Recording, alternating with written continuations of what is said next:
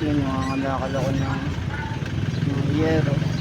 Yun yung sasakyan na ginagamit ko pang hakot ng kalakal papunta sa junk shop. So ayun, yung mga kahoy na yun, hiningi ko.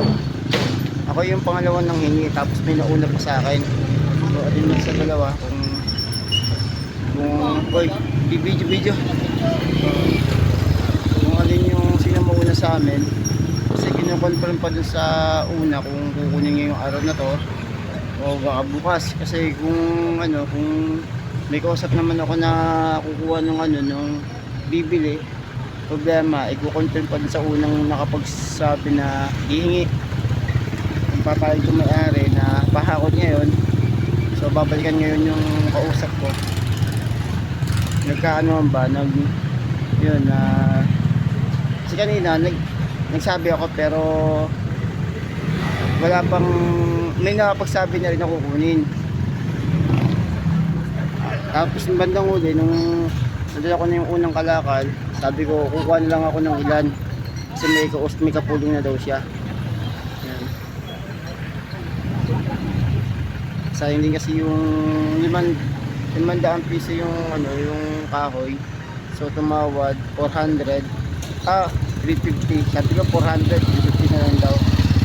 Eh kaya nang wala naman sa bakery kung magkano ang bentahan ng kahoy. So pinakita ko yung photo at saka video, mababa ang presyo. So yun, kasi may mga na sila. Kasi ang isang top down na sasakyan, ang halaga ng 500 yung halaga ng top down na yon. Kailangan puno siya. Mas kung maaari yung mga pedal po na hindi yung mahaba. Kung sa bagay sa top down na yung tama lang sukat sa top down sa sasakyan.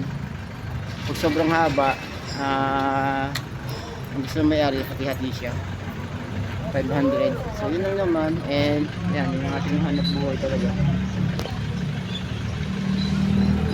Tingnan natin si bibili kung kukunin mo yung araw na to. So kung napapayag ko yung may-ari ng kahoy, yung may-ari ng kahoy na yun na pinakbaklas bahay, hindi akin yan. Kapag na-confirm nyo na, ay sige, bigyan mo na sa isa. So yun lang yung ating kain niya. Tapos yun, nagdadala tayo ng basahan, baban, dishwash liquid, kasi magano pa hanap buhay para lang kumita. Kahit tumama yung numero na gano'n, ang puno doon, bigla naman akong taya. Sana may pera na ako. Problema, nung hindi ko sa ganyan, wala naman akong pantaya talaga. Meron akong dito ng pera pang kape.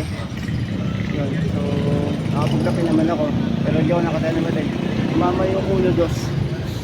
So ngayong araw na to, guys ko, huwag na lang tumaya kasi gusto ko sana magkaroon ng pera, pero may mga numero na gusto ko agad tumama pero hindi naman binibigay sa akin. Ang tagal bago lumabas yung numero. Kung kailan ko lang taya, saka naman lumalabas. So that's it.